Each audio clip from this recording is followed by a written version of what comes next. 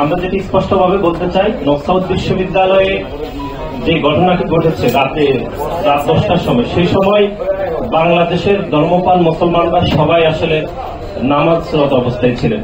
এই সময়ে জনাব সাজ্জিদ আলম সেখানে কেন গিয়েছেন, এটি আমরা মনে করছি এই ঘটনায় ওনার কোন ভিন্ন মতলব থাকতে পারে, এটি একটি ঘটনা। দ্বিতীয় হচ্ছে, এই সাজ্জিদ আলম যে নর্থ সাউথ বিশ্ববিদ্যালয়ের শিক্ষার্থীদের সাথে যে ঘটনা ঘটেছে, এটি নর্থ সাউথ বিশ্ববিদ্যালয়ের সাধারণ শিক্ষার্থীদের সাথে ওনার ঝামেলা হয়েছে। এখানে বাংলাদেশ জাতীয়তাবাদী ছাত্র দলের কোন নেতাকর্মী সেভাবে জড়িত না।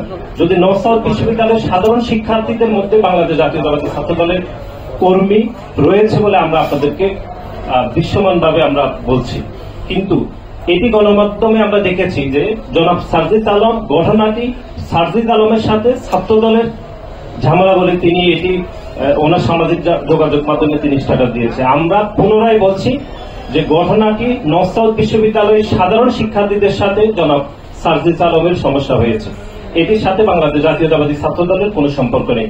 দেশ জুড়ে তোলপাড় ওয়ালটন ফ্রিজ কিনে আপনিও হয়ে যেতে পারেন মিলেনিয়ার। সাধারণ শিক্ষার্থীদের মধ্যে যদি বাংলাদেশ জাতীয়তাবাদী ছাত্র দলের কর্মী রয়েছে এরকম আমরা মনে করছি, এটি আমরা যাচাই বাছাই করে দেখছি। আর আরেকটি বিষয় আপনারা যেটি বলেছেন সেটি হচ্ছে, আমরা বলেছি যদি এরপরও ছাত্র দলের কোন নেতা কর্মী জড়িত থাকে আমরা দুঃখ প্রকাশ করছি, কিন্তু আমাদের যে তদন্ত রিপোর্ট আপনারা যেটি বলেছেন সেটি ইতিমধ্যে কাজ চলমান রয়েছে। প্রাথমিক তদন্তে আমরা যে তথ্যগুলো আসছে সেটি আমরা আপনাদেরকে এখানে পুনর্ব্যক্ত করলাম।